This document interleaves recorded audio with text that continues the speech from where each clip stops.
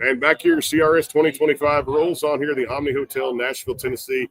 And by this time, you're right. You gave me a salad to eat. Yeah, you had to make sure I had something, right? Yes, I did.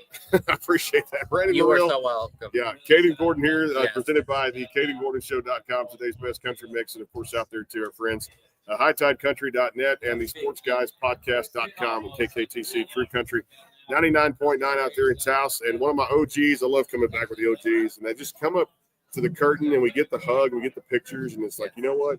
She just comes, she's center of attention always. We did this thing called Sunday Morning Country back at the Opry. So I follow her now wherever she goes, and she follows me when we go here at CRS. Makenzie Phipps to the show. What's going on? I'm doing so good. I'm ready to go get some food. Yeah. I may take that salad from you. It may happen. It may happen. Chicken Caesar or some kind of salad he got from Java down there. You got the good ranch. Yeah, it's a good ranch too. So we have to get this salad and all these chips that keep coming up from the sweets that are upstairs too. How's it going for you? You know, we've done this before. This ain't our first rodeo at CRS. How's it going so far? It's been going good. This is my 4th CRS that I've attended, and I feel like each year it just gets better and better. I love getting to speak with everybody about what I have going on. And I'm just so thankful for interviewers like you who care about what us artists have going on in our lives. It's you guys that keep us in business, no doubt. When it comes down to it, well, lay it on us when it comes to the projects, the music. I mean, we talk since every year we do 2 or 3, 4 of these shows. Lots been going on since we last caught up at Sunday Morning Country at the Opry last year. Yeah, so tomorrow we are less than 24 hours into my latest single, Love Me Sober, releases on all streaming platforms. I'm so proud of this song. My producer, Grady Saxman, did a fantastic job with it. And I really feel like this song will truly hit home with some folks out there. I really do. I'm very proud of how it came about.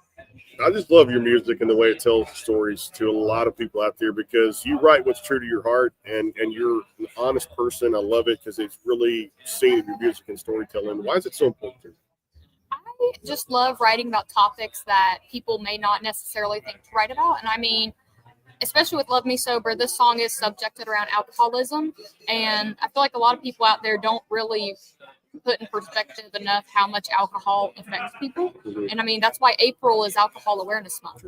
And alcohol can just affect anybody and everybody. I mean, there isn't a certain person that you look at that you think, oh, they're an alcoholic or they suffer with alcoholism. And I mean, it affects all different age demographics, men and women, different ethnicities, everything like that. And when I came about writing this song, I really wanted to put myself in the shoes of somebody that is witnessing a loved one go through alcoholism and alcohol abuse. And that's why I came up with the song. And there may be somebody out there that may be struggling with their own internal demons, and they may need a wake-up call. And maybe this song will be that for that person.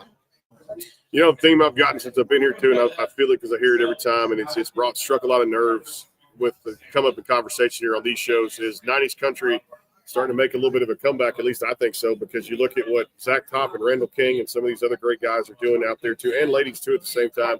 Laney's 4x4 by You, which is just one of those, like, take me on a journey and just ride the waves of this and in the truck and get down the road and enjoy it. Why is that so important to the industry, and did you see it happening? This 90s country comeback? Oh, I definitely feel so, especially like you talking about Zach Top. I tell people all the time, I feel like Tracy Lawrence could have birthed him. Like, sounds just like the man. I mean, literally incredible.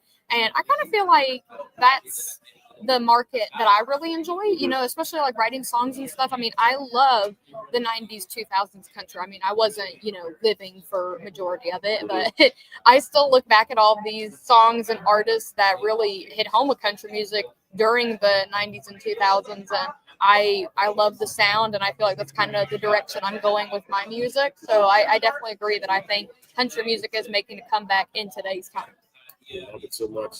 We talked about that. Collaborations becoming more the norm today too, with some of your artists, like talked about this earlier, Shenandoah, you know, with Luke Combs and some other stuff with these timeless classics, 2 Dozen Roses. Collaborations are important in the industry too. Any for you in the future? I'd love to see you do so. Oh my gosh, I don't even know.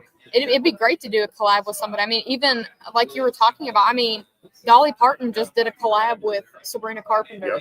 I think that's insane. There's so many different collabs that you don't even expect out there, and maybe down the future I'm very much open to any collaboration. Anybody out there wants to do one with me. What you got, Kate? All right. So, what advice would you give to someone that might be wanting to get into the music industry, Makenzie? have thick skin.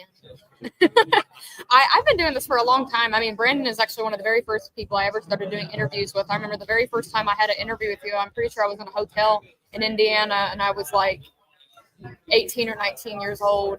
And I mean, I've went through so much, and I mean, the music industry itself, it's just kind of a live and learn field, I feel like.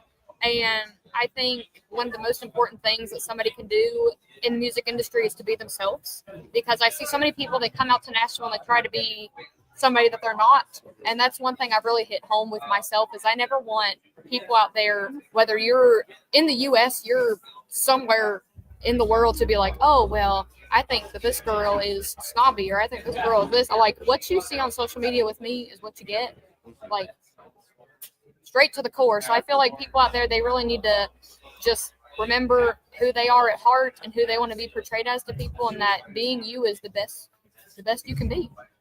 Well, this is one of my best friends in the industry. She always knows there's a vine here for her to swing on, no doubt about it, to promote some music. And she can always come back to, and I love it because, honestly, we'd love to move these up and just get them in as many as we can get out there. I always appreciate you so much because it means so much to me. And I remember you kicked me off there a few years ago, and I did not know this thing was going to go where it's going now. But I just want to say thank you for putting the trust in me, because I'm putting that right back in you. And I love the brand of music. And you're always sincere, true to your heart, and very honest in what you do. Yeah, well, thank you so much for always taking the time to speak with me. I always enjoy getting to tell you what all I have going on in life, and I can't wait to see what else 2025 has in store. You recently got married, didn't you? Or engaged? No, I thought you did. That ring is showing something right there too on that hand. I don't know. Okay, I don't know. I love that. Maybe. The pretty ring she's got on her hand. Thank you. I Thank you very love that much. too. At the same time. Just had to throw that in there too as well. You gotta More keep to them on come their here. toes. What's that? Gotta keep them on their toes. Yeah. Yeah. She's keeping them on. More to come here. CRS 2025 rolls on here. Again, the Backstage Pass. Again, the SportsGuysPodcast.com, KKTC. True Country 99.9 back in the flash. They're already out there lining up. And I tell you, ready to roll with more coverage here too. And you may have to steal that sound. So she's probably going to have to get that, because I will not be able to eat this. She's probably going to take it and get going with it. With no refrigerator, put it in. We're coming back with more shows. We can't guarantee you that. The salad's going to be gone, and no lunch. That bag of chips is looking good right over there behind this computer too. So back in the flash. Stay tuned. More to come.